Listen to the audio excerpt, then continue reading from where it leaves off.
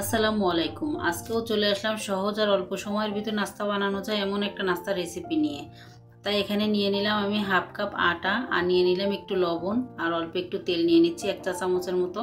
তা সুন্দর করে শুকনো উপকরণগুলো ভালোভাবে মিশিয়ে নিতে হবে। তো অল্প অল্প পানি দিয়ে ভালোভাবে একটা ব্যাটার তৈরি করে নিতে হবে। তা দেখুন, খুব শক্ত একটা ব্যাটার তৈরি করে নিয়েছি। তা অনেক একটু শক্ত করেই করার চেষ্টা করবেন। তাই ঢেকে রেখে দিলাম, 10 থেকে 15 মিনিটের মতো ঢেকে রাখতে হবে। তা আমার আর অন্য যা আছে সেগুলো করে নিব।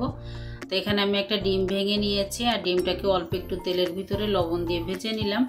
তা ভেজে নিয়ে এটা নামিয়ে রাখলাম। আর যে আমি আলু সিদ্ধ করে নিয়েছিলাম, তা আমি ছোট করে নিয়েছি যাতে তাড়াতাড়ি সিদ্ধ হয়ে যায় তার জন্য। তা একটা কাঁটা চামচ দিয়ে সুন্দরভাবে ম্যাশ করে নিলাম।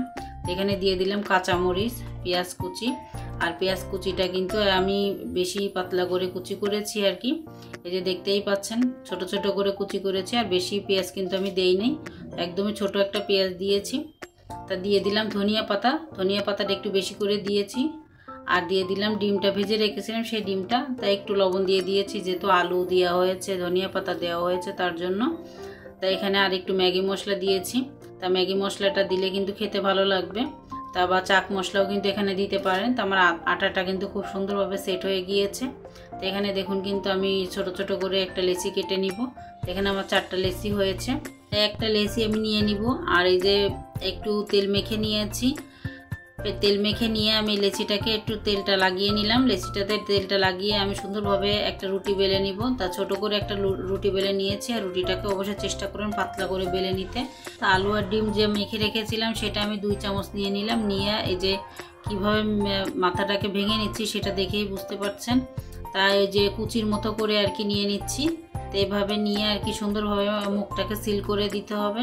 তো মুখটা কিন্তু অবশ্যই সুন্দরভাবে সিল করতে হবে। মুখটা যদি সুন্দরভাবে সিল করা না হয় তাহলে কিন্তু খুলে যাবে। তাই এখানে যেহেতু আটাটা একটু শক্ত, তারপরে তেল মাখা হয়েছে, কিন্তু ভালোভাবে লাগতে চাবে না, অনেক সময় লাগতে চায় না আর কি। তা যদি না লাগতে চায় তা চেষ্টা করবেন একটু পানি লাগিয়ে নিতে। তা আমি এই যে সুন্দরভাবে মুখটাকে লাগিয়ে নিচ্ছি। তা এই যে আমার দেখুন আমি কিভাবে নিয়ে নিচ্ছি সেটা দেখেই বুঝতে পারছেন। তা মনে করে একটা লাইক দিয়ে দিন এই পর্যায়ে যদি কেউ থেকে থাকেন আর কি।